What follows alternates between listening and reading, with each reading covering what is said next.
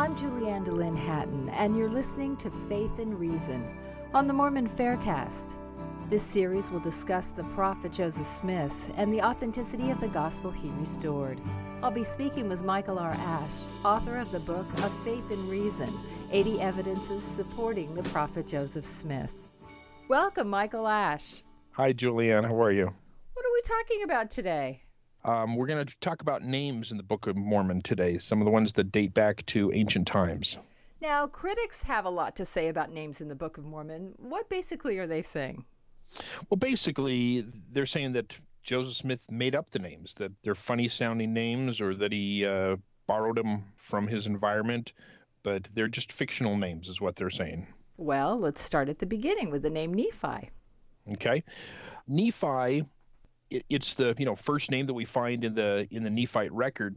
And what's interesting is that this name we know actually has ancient history. It was included in, for instance, the Apocrypha, which is part of the Catholic collection of scriptures. Now, that was available in Joseph Smith's day, but we don't know that Joseph Smith had it because it wasn't included in the King James Version Bible. Most Protestant, in fact, Protestant Bibles, that's kind of what they go by is the King James Version, and they exclude the Apocrypha, where the Catholic Bible would have included the Apocrypha. But the name Nephi is in there, and so we know that it has an ancient history. But what's interesting is that we find that the word Nephi actually comes from the right place and right time for the Book of Mormon. In ancient Egypt, there was a name that they didn't use vowels in Hebrew, and so it was spelled NFR. And by the time that the Lehites were fleeing Jerusalem, heading to the New World, the R sound would have been replaced by a long E sound. And so it would have been pronounced most likely as Nephi. Now, we, as 21st century Americans and, of course, 20th century Mormons have pronounced this as Nephi, but sometimes the I on the end of Nephi can be pronounced as an E, as a long E. So we've assigned our own understanding to these words. We don't know how the Book of Mormon people pronounced it, but it could very well have been pronounced Nephi initially, and we find that exact name in, like I said, ancient Egypt at the time that the Lehites would have fled from Jerusalem. Well, that was a pretty good guess, if that's what Joseph Smith did. Yeah, it would have been a pretty good guess. And if that was the only name in the Book of Mormon that had a history of antiquity back to Lehi's day, we could, say, well, what interesting coincidence. But the fact is that we find many of these names that are authentic ancient names that go back to the right place in the right time. Well, you're going to have to prove this tonight. Let's move on to the name Soraya. Yeah, okay, Soraya, that's another interesting one. Of course, that was Lehi's wife's name, and we know that the word would have been spelled differently, obviously, in Hebrew. Again, they didn't have the vowels, and so it probably would have been spelled with an S-R-Y-H, and pronounced differently as well, as maybe in Sarye. And when Joseph Smith saw the English words, it had to be somehow translated into our language. I've always found it fascinating, for instance, that my name, Michael, in Spanish is Miguel. Well, there's a similarity, but there's not enough similarity in the letters, but nevertheless, that is Michael in Spanish. And that's kind of what's happening here as well, is that in some of these different dialects, you could have a different pronunciation, and when you transliterate this into English, they pick up the vowels according to how it might sound today. Well, what's interesting about this is that the Soraya, was known to previously have existed in ancient times for males, but from some Aramaic papyri that was found in Egypt, dating again to the right time of Lehi, and not discovered until after Joseph Smith had translated the Book of Mormon, we find, and in fact, there's non-Mormon scholars have found this, but we found on this papyri some text that reads, Soraya, daughter of Hoshea, son of Harmon. So we know from this that this was actually a female name, again, at the right place and the right time. So it fits perfectly for what we have in the Book of Mormon. Now, Soraya is a Hebrew name, right? That's correct. The thing is these names were used both in Egyptian and in Hebrew, and the names crossed over. So you had this mixing of cultures at this time, and so you could have the same name in not just Israelite culture, but in Egyptian culture as well.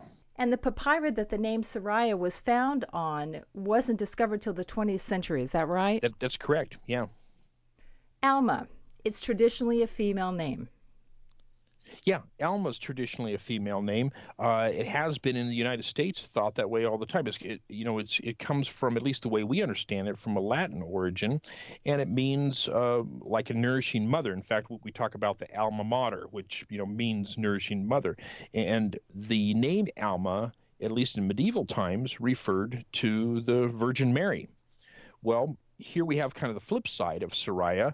Here we have a female name that is applied to a male in the Book of Mormon. In fact, the critics, they howled with laughter about this. Like, you got Alma, this female name, obviously female name that Joseph Smith stole from his environment. He's placed it on a man. Well, again, thanks to the finding of these ancient texts, some Near Eastern documents, letters, what they call the Bar Kokhba, there were clay tablets found in Ebla. We find on them the male name of Alma. So here we have not only the Soraya applied to a female at the right place and right time, but Alma applied to a male. So completely contradictory of what most people in Joseph Smith's day would have thought. Now, critics have had a lot of fun with the name Panky and Payhoran. What say ye? Yes, there are interesting sounding names. And these are mentioned in Helaman, chapter 1, and Panky was one of the sons of Payhoran. And if Joseph Smith was making up the Book of Mormon, this is one of the things that it's just too hard to believe is coincidental that he had hit kind of a bullseye. So William Albright, he is one of the leading, or was one of the leading Near Eastern scholars, non-LDS, from Johns Hopkins University. And one time he received a letter from a critic of the church and trying to get him to share his opinion of the Book of Mormon and what he thought about, the authenticity of it and so forth. And William Albright was not a believer in the Book of Mormon, but he pointed out that he was surprised when he had, studied a little bit of the Book of Mormon, that he was surprised to find the names Panky and Payhoran in the Book of Mormon, because he said these are two authentic Egyptian names. And he said it was interesting that they were found in close reference to the Book of Mormon, talking about that it was written in Reformed Egyptian. And he said he didn't know how to explain this. He doubted that Joseph Smith could have learned these Egyptian names because there's no sources that could have helped him out. And so he suggested that perhaps Joseph Smith was some sort of religious genius. Well, you have to think that if he was forging all this, he must have had one heck of a library. Yeah, exactly. And we know that he didn't have a extensive library, and this could lead into an entire another study, but we find that even the library in his area, that most of the sources that might have contained information there weren't in the library. So he always seemed to pick just the right things. And like I said, not just ancient names, but always from the right places as well. Well, let's talk about Mulei. Okay. Mulei, and we call one of the group of Book of Mormon people Muleikites, and of course they're not named that in the Book of Mormon, but it comes from Mulei, who was one of the leaders of this group. And we learn in the Book of Mormon that Mulei was apparently one of the sons of King Zedekiah. Okay, and this is from the Bible, and they left the old world just like the Lehites did and the Jaredites did. Now, in Jeremiah, in the Old Testament, we read that during some of the wars there, that King Nebuchadnezzar killed all of Zedekiah's sons right in front of him, and then bound Zedekiah in chains, put out his eyes, dragged him off to Babylon, where Zedekiah died in prison. So according to this, all the sons of Zedekiah had died. But the Book of Mormon tells us that Mulei was one of the surviving sons of Zedekiah and one of the founders of what we call the Muleikites, and as they came to the Americas. Now, one thing I should point out first of all is that the Book of Mormon, like other ancient texts, not just scripture, but ancient texts from all over, often engaged in hyperbole and exaggeration. So many times when they say all, it doesn't mean all. When they talk about all the land, all the people, all the sons, that's not always what it means. So it's kind of like if I were to say everyone was at the party last night. That's a great example. Yeah, obviously everyone wasn't ever at the party last night, but there was a bunch of people. So just because the Bible tells us all the sons of Zedekiah were killed, that doesn't mean that they really were. And we find that the name Mulek is not just at home in the ancient Near East, but it's at home as a possible son of Zedekiah. There's a non-LDS scholar by the name of Yohanan Arani, who was the head of the Department of Archaeology at Tel Aviv University. And he claimed that one of the contemporary sons of Zedekiah was named Malchiyahu. Now, Malchiyahu doesn't necessarily sound like Mulek, but they found this seal that was engraved that indicated that he was the son of Zedekiah the king. Now, again, like I said, going back to the Michael and Miguel thing, sometimes the same name can be spelled and pronounced differently in different cultures. And etymologists and linguists, they're able to decipher these things, and they can follow these trails of changes of words and kind of know where they go. Well, we know that sometimes people shorten their names. Jeremiah, for instance, we learned from the scriptures that his scribe's name was Barak Yahu, was shortened to Baruch. And because the Hebrews had no vowels, sometimes, like I said, the pronunciations varied from dialect to dialect. Well, what's interesting about all this is that it's not just LDS that supposed that the name Mulek could be a version of Malachiyahu, which is the son of Zedekiah. There was a non-LDS scholar one time that noticed this. In fact, he even said if Joseph Smith came up with that one, talking about the name Mulek, then he did a pretty good job. You quote Hugh Nibley in your book talking about Book of Mormon names. Yeah, Hugh Nibley, gosh, he's, I guess, the godfather of LDS scholarship for most LDS scholars that are around nowadays and can remember him and have studied under him and read his materials. And he noted in many of his writings parallels to Book of Mormon names that were, again, for the right place and the right time, and some of them that were very similar sounding and some that were identical. Anybody can find similarities between some words. We can find some that sound the same in Chinese or English or Spanish or anything else.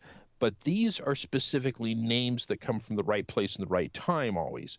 And this work has actually been continued by the Neil A. Maxwell Institute of Religious Scholarship, formerly known as FARMS. There is an ongoing project where they have a bunch of these similarities in names, and it's a growing collection of names that are ancient, again, that match up to the Book of Mormon and even some in the Book of Abraham. But Hugh Nibley had pointed out something that I mentioned earlier in this podcast, that the Israelites were not bothered by the fact that the names were taken from their culture. People do this all the time. The Spanish, when they came over, we have now Latin-speaking people who named their kids Jesus, after Jesus. Well, prior to the Spaniards coming, that wasn't a name that you would typically found in there, and they adopted it.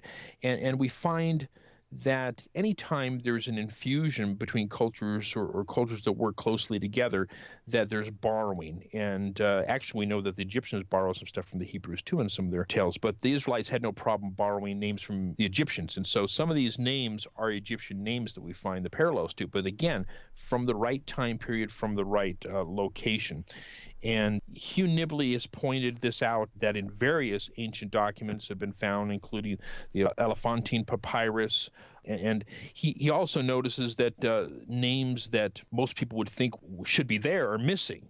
For example, one of the very popular Near Eastern names that has an element that ties into God, and we find in the Old Testament, is words that is pronounced Baal. And that's a very common name in the Old Testament and a very common name from ancient Near Eastern cultures. However, we don't find it in the Book of Mormon. And I remember when I first read this, Hugh Nibley said he was very confused by this. And then all of a sudden we find, again, from some of these ancient documents, the Elephantine manuscripts, that apparently this was missing for the time period that Lehi would have been living there. Here we kind of have a reverse parallel, something that maybe we'd expect to find the Book of Mormon, wondering why it's not there. Well, now we know why it's not there, because it wasn't in Lehi's culture. And I won't list all of them, but there's Ammon, Hem, Aha, Korihor. There's a Karahor from ancient Semitic languages, Manti, and so forth. And like I said, this list is continuing to grow and grow. And, one of the quotes from Hugh Nibley kind of sums up the way that I feel about it. He once wrote, "It's no small feat simply to have picked a lot of strange and original names out of the air. But what shall we say of the man who was able to pick the right ones?" Fascinating treatment of names in your book. Thank you so much, Michael Ash. Thank you, Julianne. Thanks for listening to Faith and Reason on the Mormon Faircast. I'm your host, Julianne DeLynn Hatton, inviting you to keep the faith. Michael R. Ash is the author of the book Shaken Faith Syndrome, Strengthening One's Testimony in the Face of Criticism and Doubt, as well as the book of Faith and Reason, 80 Evidences Supporting the Prophet Joseph Smith. Faith and Reason is produced by Tom Hatton with music courtesy of Arthur Hatton. The opinions expressed in this podcast are not necessarily the views of Fair Mormon or the Church of Jesus Christ of Latter-day Saints. You can support this podcast by subscribing to it in iTunes and by rating it and writing a review. Questions or comments can be sent to podcast@fairmormon.org, or you may join the conversation at fairblog.org.